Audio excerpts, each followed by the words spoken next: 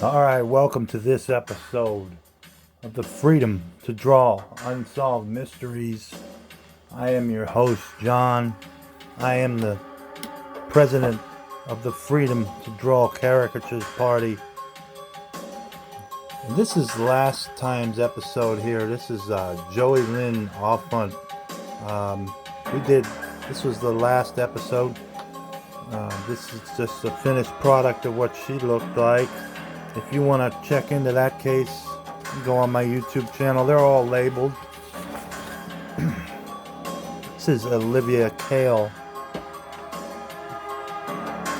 And this one is Brianna Cooper Rosendo. These are all former cases that we did. This is Cindy's song. We've drawn a lot of missing people in this month of November. Tanya Lynn Sadecki. It's Missing Person Month on the show. Courtney Stelfer. This is Tracy Crow. Tyler Shoebrooks. Wayne Mallory Sr.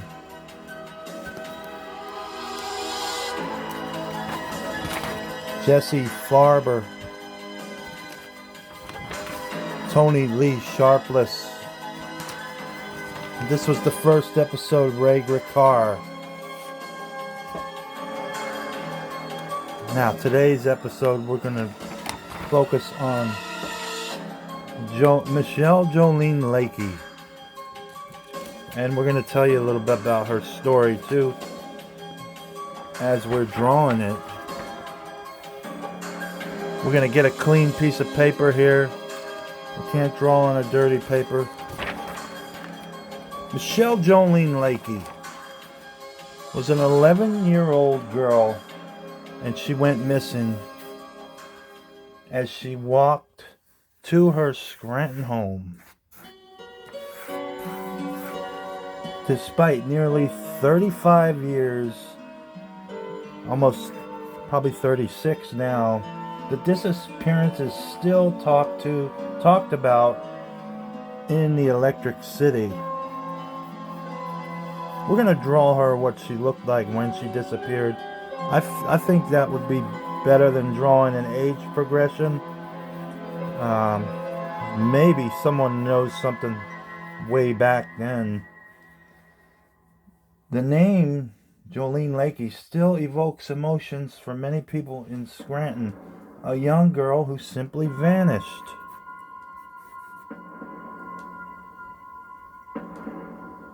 Her family tells investigators they still believe that they will find out what happened to Jolene and find the person responsible for taking her.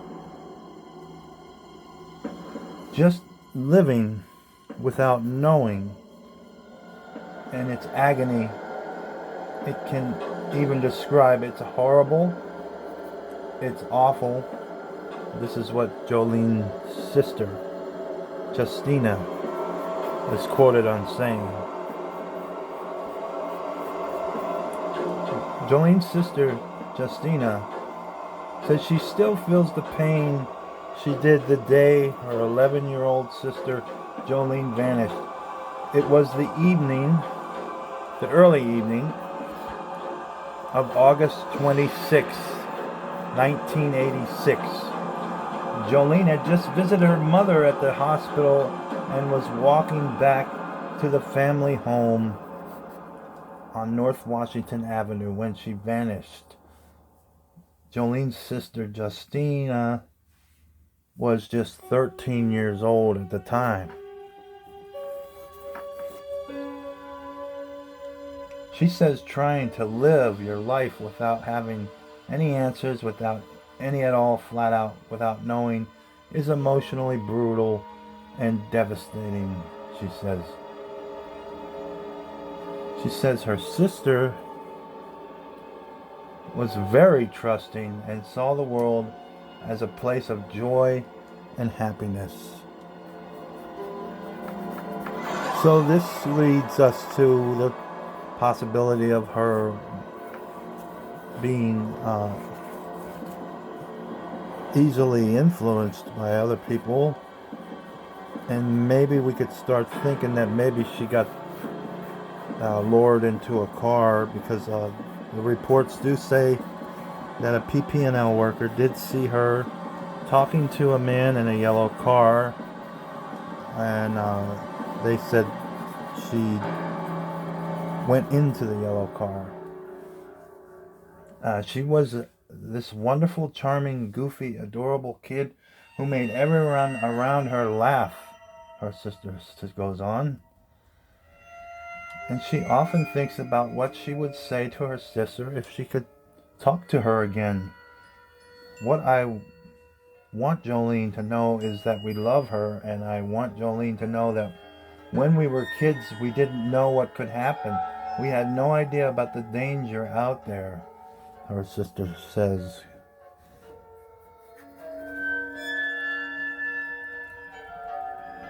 Efforts to find out what happened to Jolene are being kept alive by people like Pat O'Malley, the former Lackawanna commissioner, who posted a $5,000 reward several years ago for information that could solve this cold case.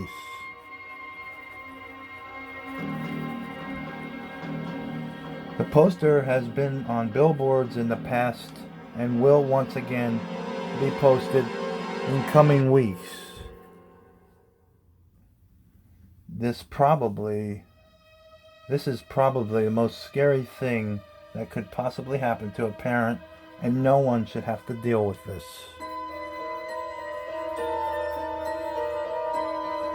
So we are trying to find Jolene Lakey. It's a long time ago, but there needs to be closure for her family, O'Malley said. The effort to find answers in the Lakey case included an age progression photo showing what she might look like as of 2016. In the past, investigators named a person of interest in Lakey's disappearance, former Scranton auto mechanic Frank Ossalone. He was convicted of kidnapping another girl in 1990. Her name was Rene Waddle. But he denied any involvement in Lakey's disappearance. And they did question him a lot, and I believe he passed away in 2022, if I'm not mistaken. So any information has been passed away along with the death of Ossalone. The family believes that someone still may be out there that can solve this mystery. Someone knows something. What I would say to someone who has information is, you are the most powerful person in so many lives right now. You can give us answers so we can try to keep moving forward, Jolene's sister says.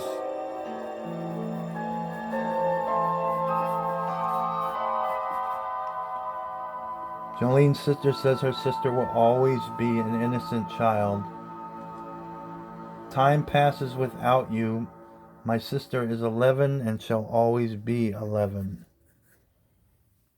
Investigators say really have not been any new leads in this case, but point out that while the case may be cold, new information can change in an instant.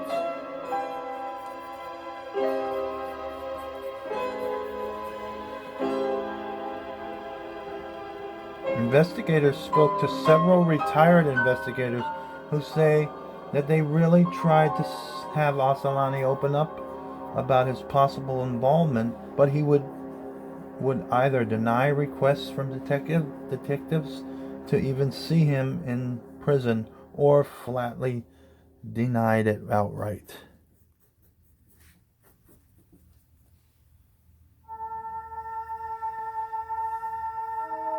Any involvement he would deny.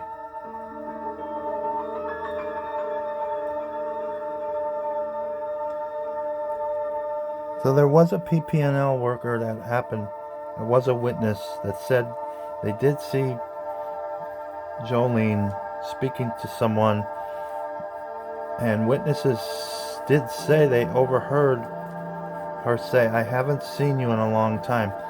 This leads us to believe that Michelle, Jolene Lakey, knew her abductor.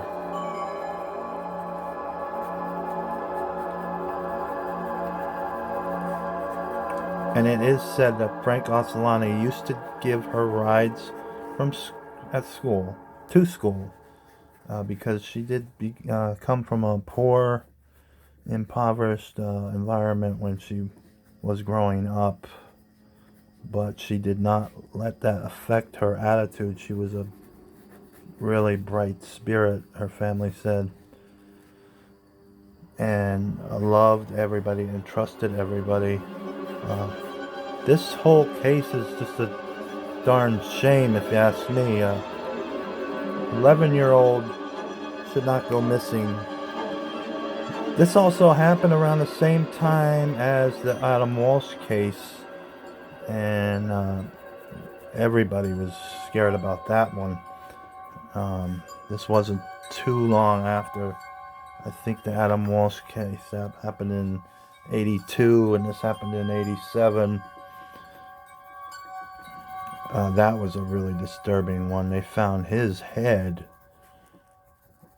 in nearby a Florida mall. But there's never been any evidence found that Michelle Jolene is dead at this point. It's still a cold case and a missing person case all in one. This is kind of what she looked like when she went missing in 1986. She was an 11-year-old child.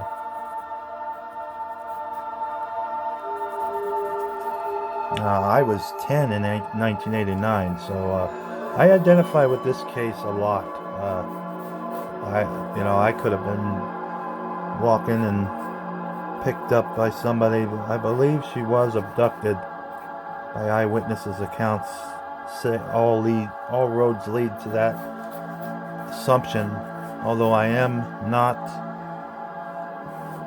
a law enforcement detective or a private eye in any way, shape, or form, just merely the president of the Freedom to Draw Caricatures Party. Okay, guys, this kind of wraps up this episode. We can see a kind of semi-finished product of what Michelle Jolene Lakey looks like.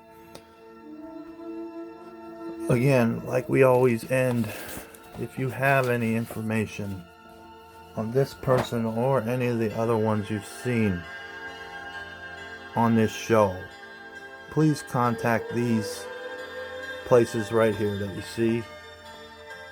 You can also give crimestoppers.com a look and find their number. All tips can be anonymous.